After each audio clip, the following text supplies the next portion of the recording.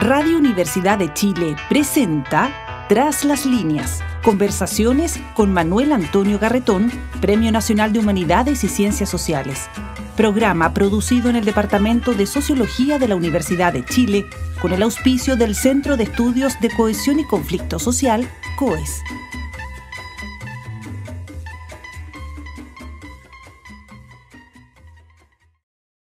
Muy buenas tardes. Bienvenidos y bienvenidas a Tras las líneas, programa semanal del Departamento de Sociología de la Universidad de Chile y del Centro de Cohesión y Conflicto Social, el COES, en que analizamos, revisamos los grandes problemas que enfrentamos como sociedad, como personas, como individuos, como región en América Latina, desde la perspectiva de las ciencias sociales. Hoy vamos a la categoría y especialización de nuestro invitado. Vamos a volver sobre un tema que hemos tocado otras veces, que tiene que ver con la crisis de la sociedad actual, no solo a nivel de cada uno de los países, sino como sociedad. Y el modo como se enfrentan en ella las distintas formas de acción social que los sociólogos llamamos movimientos sociales. Movimientos sociales que han sido clave en las transformaciones sociales y políticas, pero que sobre todo han sido claves en la transformación cultural. Movimientos sociales como el Mayo del 68 en Francia. Movimientos sociales como los que vivimos en Chile, tanto en 2011-2012 como en el estallido, pueden haber fracasado en sus proyectos políticos medidos en términos de la política institucional y de las demandas que hacían, pero cambian el escenario de la sociedad, cambian el modo en que la gente se relaciona y vive.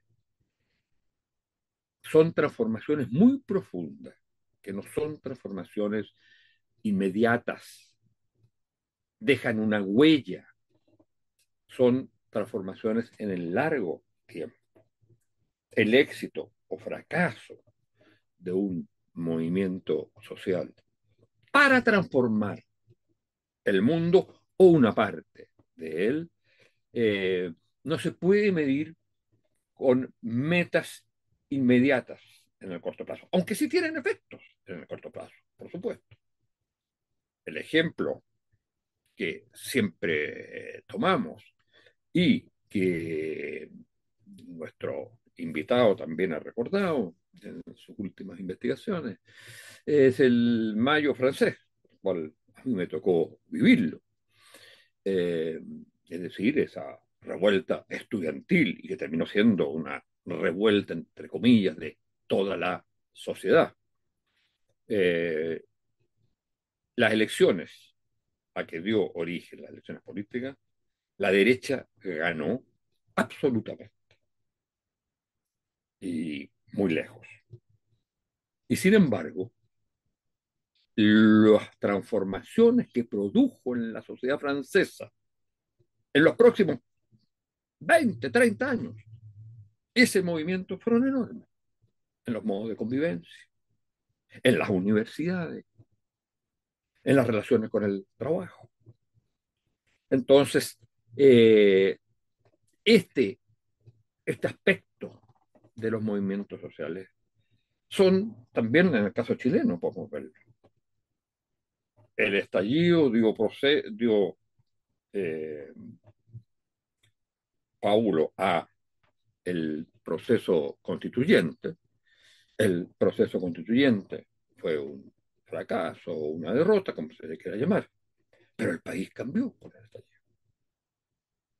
Y entonces La cuestión es esta aspiración de los movimientos sociales, sobre todo en tiempos de crisis en que lo que se trata de cambiar el mundo, hay que mirarla en las formas más complejas de cómo van cambiando la sociedad, producto de ello. Bueno, para hablar de esto, de este tema, de las crisis que vivimos como sociedad en el mundo y de las respuestas que dan los movimientos sociales, que por ejemplo tendíamos a pensar que eran básicamente movimientos progresistas o de izquierda. Hoy día, gran parte de los movimientos sociales, o parte importante de los movimientos sociales, son movimientos reaccionarios, de derecha, donde entra un componente, por ejemplo, en los países de América Latina muy grande, que es el caso de los evangélicos.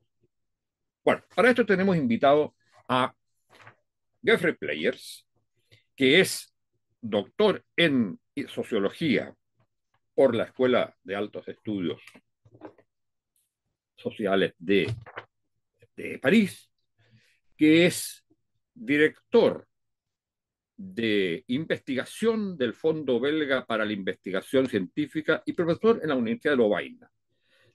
Y dirige el Centro de Investigación, Democracia, Instituciones, Subjetividad.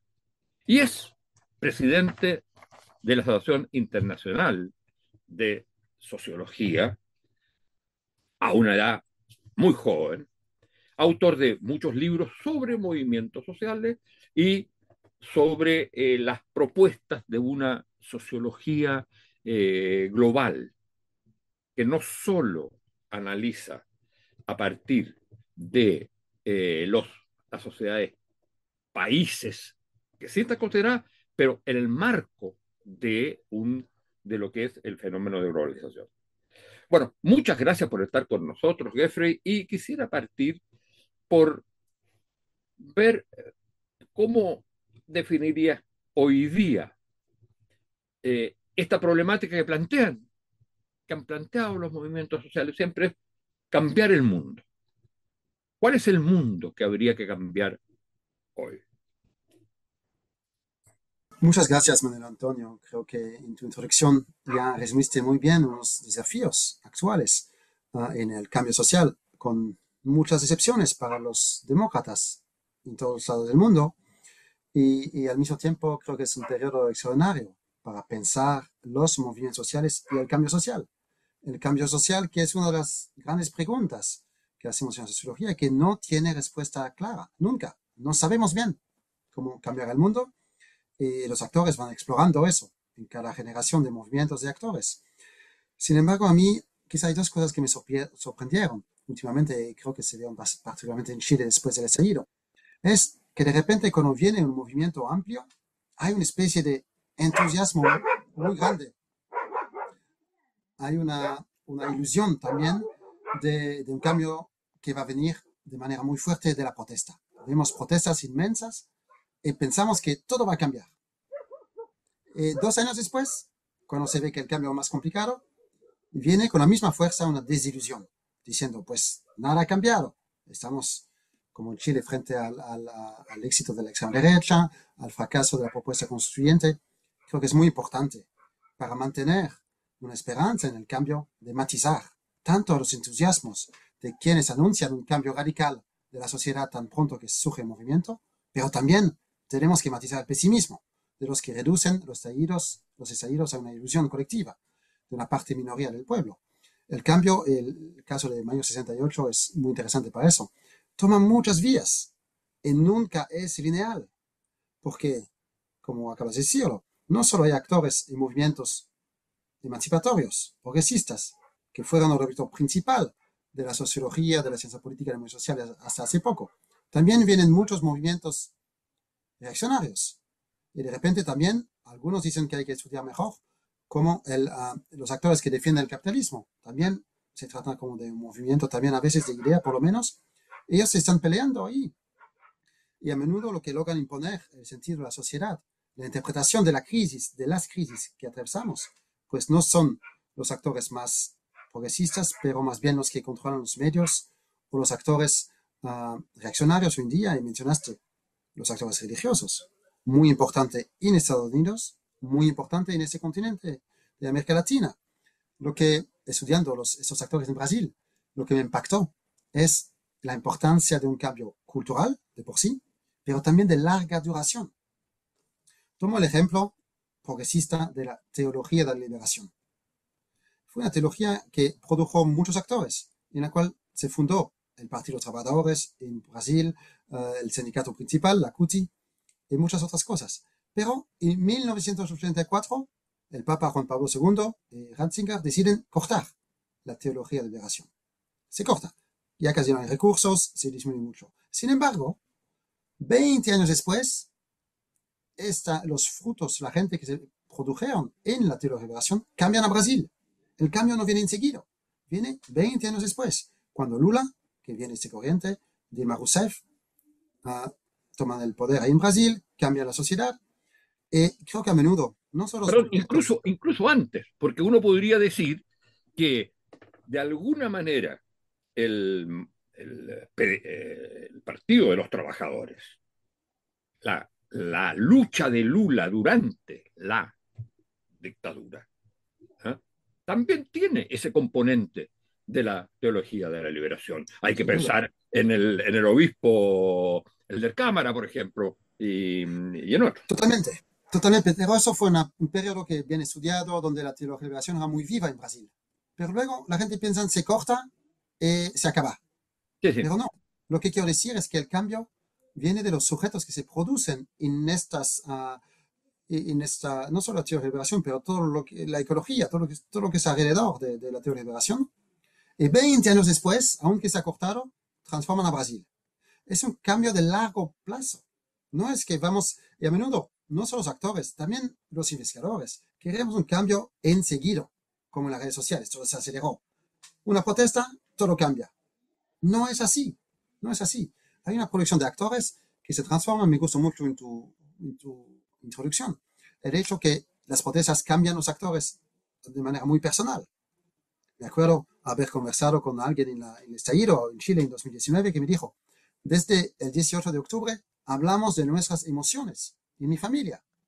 Así, un análisis de un politólogo puede decir, bueno, ¿qué quiere decir eso? No cambian los partidos, no cambia la elección. Pero yo diría que es importante que adentro, que un movimiento que tiene impacto hasta adentro de la familia se expresa de otra manera. Se cuestiona, yo retomo ahí mi maestro, sin duda en eso, Alain Touraine. Un movimiento social cuestiona valores centrales de una sociedad.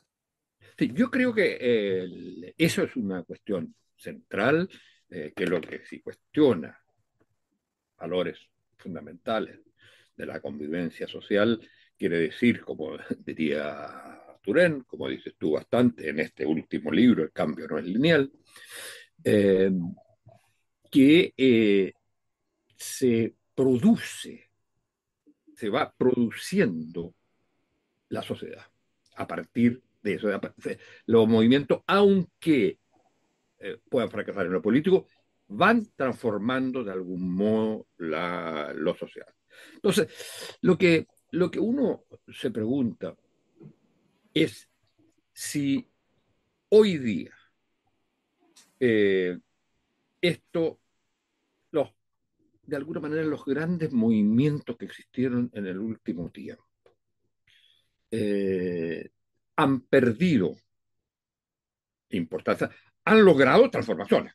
La transformación que ha logrado el movimiento, digamos, del anticrisis climática, el movimiento ecologista, el movimiento feminista, realmente la sociedad no es la misma. Pero hoy día da la impresión que estos movimientos sociales que ligaban tanto el tema de la subjetividad, como poniendo el énfasis en la subjetividad y en la expresión de esa subjetividad, más que en el objetivo o transformación de la sociedad. Quizás por no tener mediación política propiamente tal. Entonces, uno dice, en otra época, y eso es una cosa que me llama la atención en la lectura de tu trabajo, porque hoy hay una, digamos, gran conmoción con esta aparición de la subjetividad. Pero los movimientos sociales de la época anterior no tenían también subjetividad, solo que la subjetividad se relacionaba con la historicidad de la sociedad. Y no solo con las emociones. ¿Había emoción? Por supuesto que había emoción. Pero había emoción vinculando tu destino personal con el de una forma de organización social. Con una, digamos, utopía social y política. Hoy día eso pareciera haberse roto de alguna manera. Creo que este tema lo hemos tocado en otras ocasiones. Exactamente, creo que hablamos de eso la vez anterior, ¿no? Cuando me invitaste hace 2 años. Ahí, de uno, quiero decir dos cosas aquí. Uno, hay un autor que muestra muy bien que es indispensable combinar esas dos lógicas muy distintas. Una de movimientos sociales, de cambio cultural, también de subjetividad, y la otra, que no es menos importante o más importante, es diferente, la lógica política. Y eres tú, Manuel Antonio, obviamente con tus trabajos que muestran quizás más que Turén, mucho más que Turén, que la lógica política en sí es muy importante, no niego eso. Ahora bien, que la subjetividad hoy en día es algo que, ¿cómo decir?, fracasaron los movimientos que van más por la subjetividad. Eso lo cuestionaría. ¿Por qué? Porque hoy en día estamos en un periodo... No he dicho que haya fracasado para nada, digo que No, también no, no, pero existía sí, subjetividad en los movimientos sociales de otra época. había, obviamente, es muy importante, pero hoy también. Mira, por ejemplo, todos hoy en día los casos que mencionaste, entre otros, del cambio climático, de la destrucción acelerada, masiva de la naturaleza. Es un hecho en sí, que nadie puede contestar de manera científica. Nadie puede contestar, pero tenemos a alguien en la Casa Blanca diciendo que eso no existe. Y hace como si no existe, pone las políticas antiecologistas, que después tenemos en Europa también políticas antiecologistas siempre más fuertes. Eso es también trabajo de la subjetividad. La reafirmación de un proyecto reaccionario hoy en día de hombre blanco occidental que puede dominar la naturaleza sin efecto. Eso también es transformar las subjetividades que se ha hecho por movimientos, por los medios, por movimientos, y quizás un énfasis también más a las instituciones, a los medios, que faltaba un poco de la de Turén ahí y de la política. Hay una transformación increíble de la manera de ver el mundo hoy en Estados Unidos, en muchas partes del mundo. Y eso es el trabajo de los movimientos sociales. ¿Cómo cambian el mundo? Entre otras, hay muchas maneras, pero una manera crucial es que formatean o cambian nuestra manera de ver el mundo y de ver el cambio social. Es una batalla crucial hoy en día y se ve que podemos tener toda la razón a nivel científico, que es indiscutible en términos de cambio climático, pero eso, el hecho que hay una crisis climática, eso no quiere decir que va a haber un cambio en esa dirección. Es un poco como antes, una parte, no todos, pero una interpretación del marxismo llega a decir, va a ir tan mal el capitalismo que se va a ir a su propio fin y va a tener que cambiar. Hoy vemos que no es así. Hay leyes inexorables de la historia que vienen de la estructura social y entonces eso se va a realizar y por lo tanto los actores tienen que hacerse cargo de ese movimiento necesario de la sociedad, pero más bien respuesta a ello y no creadores ellos de los procesos. Ahí creo que sin gran novedad, pero pienso que es crucial hoy en día la batalla para la interpretación. Un poco Gramsci o más recientemente Arturo Escobar. La interpretación del mundo de hoy y de las crisis. Ahora bien, voy a tomar el opuesto de Turén. Ahí diciendo que Luhmann, por ejemplo, que es un sociólogo ahí mucho más del sistema, él decía, las crisis son muy peligrosas a nivel de pensamiento, nos impiden pensar. Te diré más bien, hoy en día tenemos la impresión de vivir una crisis como nunca en la historia. Y yo diría, cada generación de sociólogos, sociólogas, de investigadores, de intelectuales, cada generación piensa que vive una crisis única, la más importante de la historia. Nosotros también. Desde el inicio de las ciencias sociales, Marx, Weber o demás, se pensaba que era crucial en la época todo que es sólido se desvanece en el aire, decía ahí. Siempre pensamos que estamos en la época crucial de la historia y nosotros también. Por eso, lo interesante hoy es, sí, que el planeta está como hemos sobrepasado todos los límites, pero nos muestra que los actores sociales no tienen que actuar según una lógica científica, obviamente no, pueden decir lo contrario y funciona, porque es una batalla de interpretación. Así que, ojalá que vamos a... ¿Tú no crees que en esa otra época, que siempre se vivía en crisis, eso es cierto, siempre hemos vivido en crisis, pero que de alguna manera había, y eso era la dialéctica, había una propuesta de salida de esa crisis? Entre otras cosas, porque tendrían a reducírsela a un elemento, a una causa principal, que habían otros aspectos, pero que eran efectos de, y por lo tanto, si se tocaba la causa principal, la crisis principal, se iba a salir de ella. Pero había una respuesta. Hoy día, no pareciera haber una respuesta en el horizonte como, digo, vamos a cambiar el mundo. ¿Qué vamos a cambiar del mundo? ¿Qué cosa es aquella central que habría que, en la cual los movimientos sociales encontraran cada uno con sus propias demandas, con sus propios, digamos, requerimientos de la sociedad? Lo que yo en otra época llamaba un movimiento social central, constituido por diversos movimientos. Hoy día eso no existe. Mira, obviamente desde el fin del movimiento obrero como actor central es una pregunta que se hace para pensar el cambio social. Y sí hay luchas que se van más fragmentadas, pero pienso, es cierto, el feminismo, la ecología, o pienso que hay momentos agregadores, como el estallido en Chile, en Colombia, como las revoluciones árabes, donde se agrega esas fuerzas, no solo en la calle, pero también como proyecto de otro país.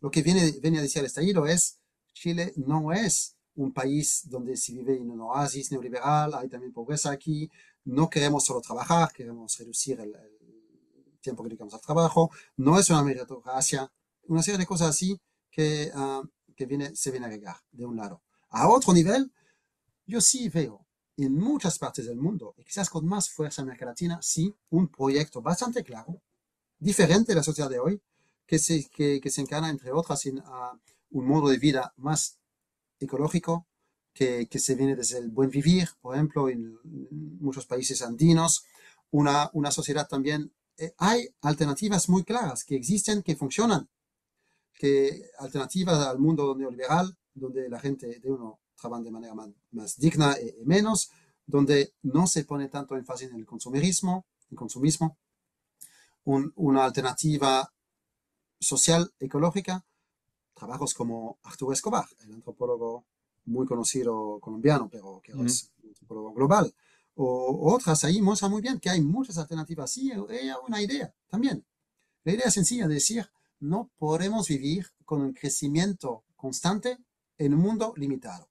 Tenemos que pensar qué es vivir bien, qué es la buena vida, fuera de los paradigmas de la modernización, donde el crecimiento económico no es el fin, y donde tomamos más en cuenta no solo los límites del planeta, pero también los seres humanos. Y en eso creo que estamos en el medio, o quizás al inicio, de una transformación en nuestra manera de pensar la sociedad, de pensar la sociología, porque nuestra manera de pensar la sociología, la economía, se organizó en una sociedad moderna en la cual el mundo parecía sin límites, los recursos sin límites. Hoy que estamos con el tope de los recursos sin parar, ahí sí hay muchas maneras de pensar un mundo distinto donde hay otros objetivos para que hay básicamente un proyecto en el cual hay una concentración siempre más importante de recursos, de riqueza, en manos de poca gente que controlan siempre más la economía, los medios y todo, y otro proyecto que sí es más centralizado, pero que yo creo que sí existe ahí frente a lo que llaman en América Latina la crisis civilizatoria.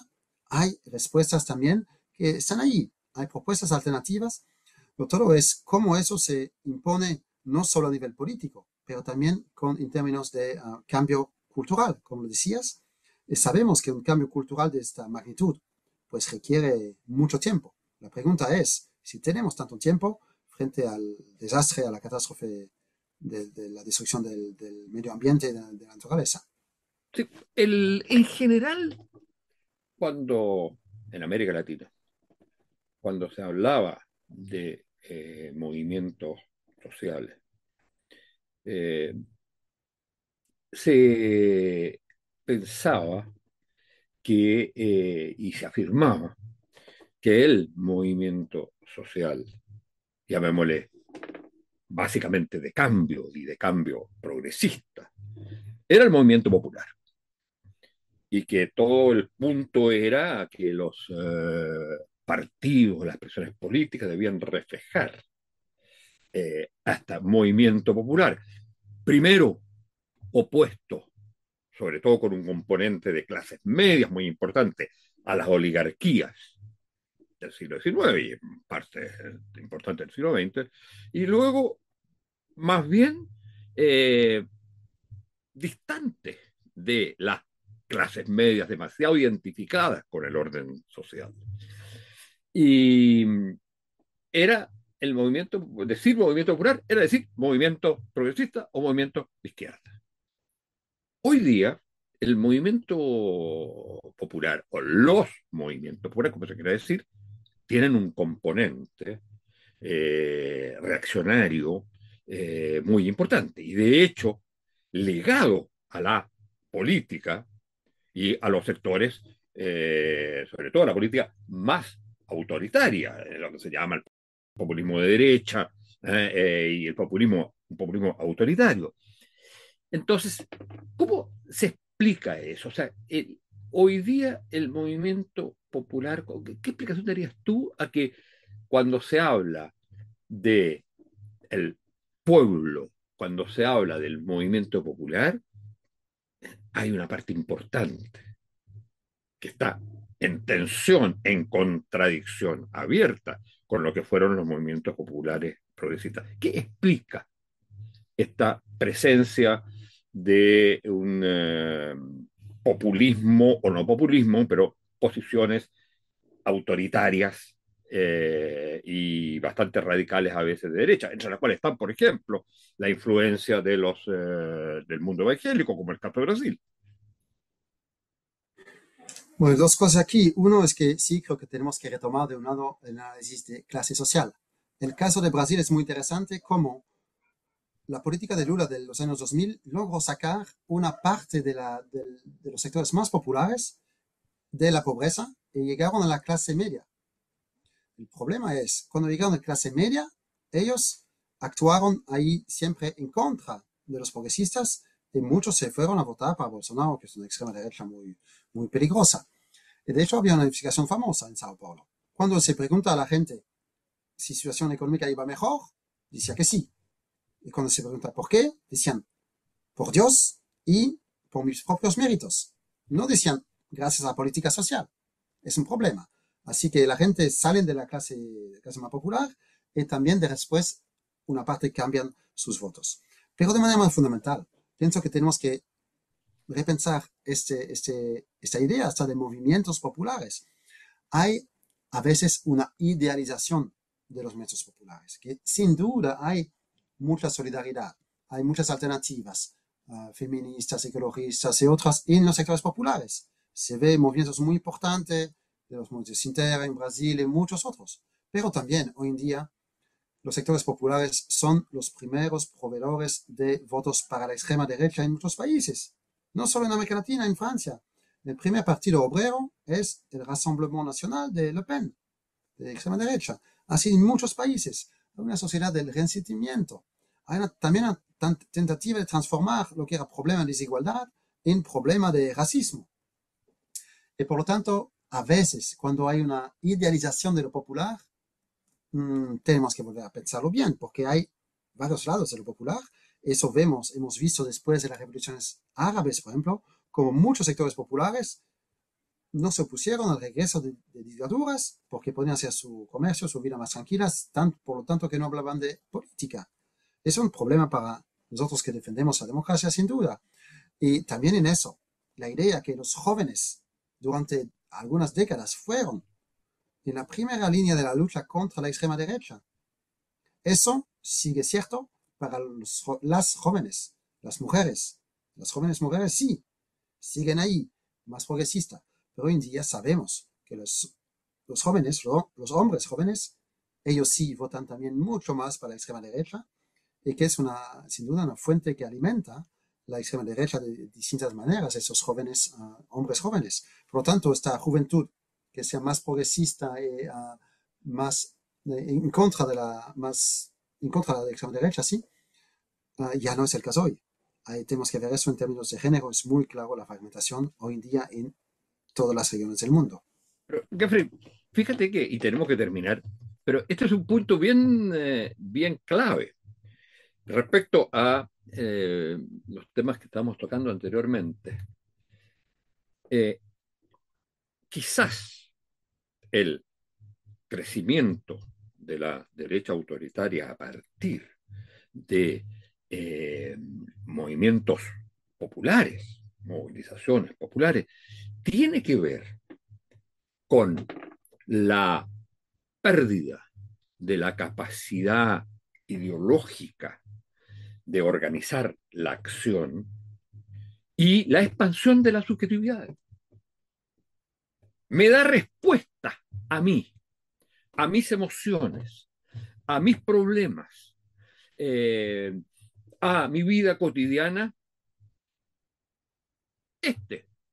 especie de Mesías o alguien que me promete y que me habla a mis emociones. No me habla a mis ideas, me habla a las subjetividades. Y eso es lo que importa. Y entonces, ahí hay un problema que es muy complicado para el mundo progresista o el mundo de la izquierda, que estaba acostumbrado a ligar ideología, visión de sociedad con las emociones e incluso a subordinarlas. ¿O no? Bueno, creo que es un problema importante hoy en día, pero también hace mucho tiempo. Si se ve, por ejemplo, cómo Hitler funcionó con los obreros también, con los jóvenes ahí, se ve muy bien cómo hablaba las emociones. Las emociones en las ciencias sociales reconocemos hoy en día que tienen un rol muy grande, ni positivo ni negativo, pero sin embargo, también es importante ahí de ver ahí que hay la importancia también hoy en día no solo de una política llevada por las emociones, una política democracias en las cuales tenemos ciudadanos informados y críticos. Eso es clave hoy en día. Y si hoy en día no hay, ya no va como hablé al inicio, de la teología de liberación, las iglesias ahí progresistas, hoy en día no tenemos nada parecido. Eso, otro tiempo. Pero sí hay una cosa fundamental que tenemos hoy en día, que es la educación. La educación secundaria, la educación superior, pública ahí accesible a mucha gente para formar ciudadanos críticos. Estaba leyendo que en Finlandia enseñan a los niños de hacer una diferencia entre una noticia falsa o una imagen falsa y una noticia verdadera desde la primaria. Son cosas fundamentales. El acceso hoy en día a la universidad es algo crucial también, porque necesitamos en nuestra época de ciudadanos más críticos, más educados para eso, sí, sabiendo que no es la solución a todos los problemas, pero es un elemento clave.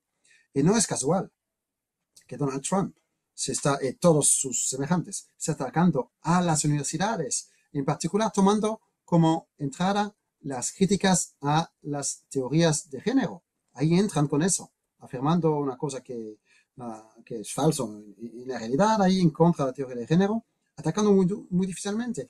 Vemos ataques a los intelectuales, a las ciencias, a todas las ciencias, en particular a las ciencias sociales, por muchas razones. Una es muy importante: las ciencias trae complejidad. Cambiar el mundo es complejo, no hay una respuesta sencilla. No es que una medida va a cambiar todo, no es una bomba que va a cambiar un país. Lo que dijimos todos es que el mundo es complejo, el cambio social es complejo. Indispensable tener análisis sólidas en eso. Igualmente, importante tener intelectuales valientes que dicen que no porque se repite 1000 veces algo, se vuelve la verdad. Eso es la táctica que Göring con los nazis utilizaba, y hoy en día vemos eso en Estados Unidos y en otros países. Es importante hoy en día también tener voces para decir que los más poderosos, que también tienen los medios, las redes sociales hoy en día, Twitter en particular, o X, Facebook y los demás, pero también medios masivos. Lo que se dice ahí a veces no siempre es la verdad. El Mercurio miente, se decía hace medio siglo ahí. Sin duda, hoy en día requerimos más análisis de los medios, con la concentración de la propiedad de los medios que es muy alta. Eso no es un nuevo problema, es un problema que hemos visto en distintas épocas, y por eso hoy estamos en un periodo crítico, donde se requiere defender la democracia, donde pensamos que las ciencias sociales, los periodistas, todos son actores muy importantes de defensa de la democracia. Sin embargo, sabemos también en ese continente que hace 50 años había desafíos parecidos, quizás más fuertes aún, y por lo tanto tenemos que reconfigurar eso. Hay siempre el lado progresista está en reconfiguración frente a tecnologías de la comunicación que son nuevas, frente al sistema económico también, en el cual vemos la decepción vemos que Estados Unidos ya no defiende los valores progresistas. De todo modo, en ese continente siempre ha sido claro, en América Latina, pero vemos una alternativa de China que es también muy interesante en muchos aspectos, pero que no defiende la democracia por nada. Es un problema grande ahí. Por lo tanto, estamos en periodo de reinvención del proyecto utópico o de alternativas, en la cual concuerdo contigo.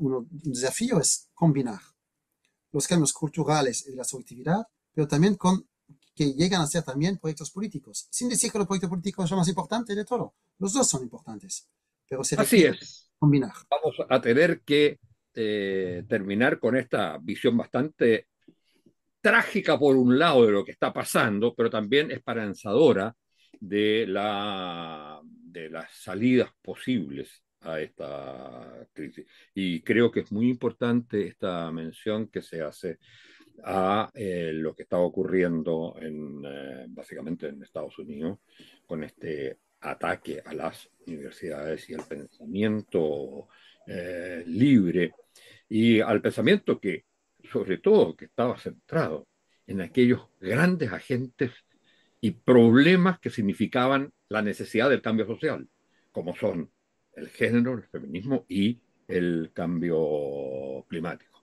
Bueno, muchas gracias, Geoffrey, por estar con nosotros. Muchas gracias a ti, siempre un placer conversar contigo, Manuel. Muchas gracias a ustedes, señoras y señores, auditoras y auditores, y será hasta la próxima semana. Radio Universidad de Chile presentó Tras las Líneas, conversaciones con Manuel Antonio Garretón, Premio Nacional de Humanidades y Ciencias Sociales. Programa producido en el Departamento de Sociología de la Universidad de Chile con el auspicio del Centro de Estudios de Cohesión y Conflicto Social, COES.